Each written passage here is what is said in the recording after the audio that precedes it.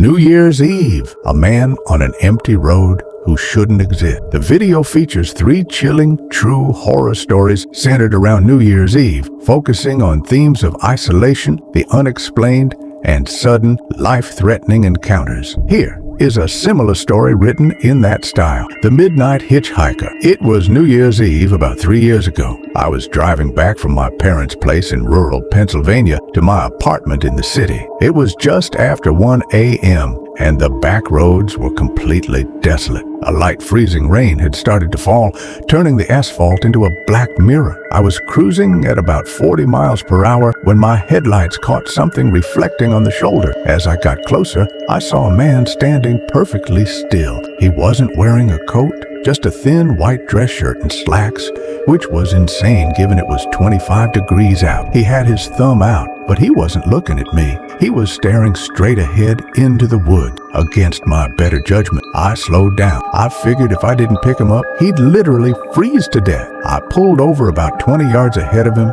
and waited. I watched him in my rearview mirror. He didn't move for a long 10 seconds. Then he slowly turned his head toward my car and started walking. But he wasn't running, get out of the cold. He was taking slow, deliberate steps, almost like he was marching. When he reached the passenger door, he didn't try to open it. He just stood there, staring through the glass.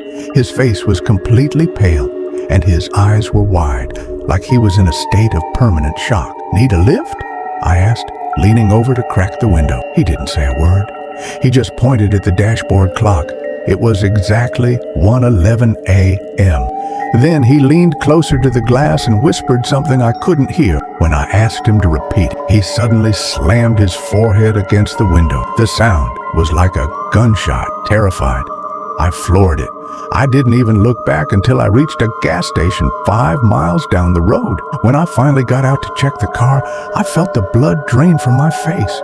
There wasn't a smudge or a crack on the passenger window where he hit it, but written in the condensation on the inside of the glass were 4 digits, 111. I never found out who he was, but every year when the clock hits 1:11 a.m. on New Year's Day, I get a single notification on my phone from an unknown number. It's always just a blank text.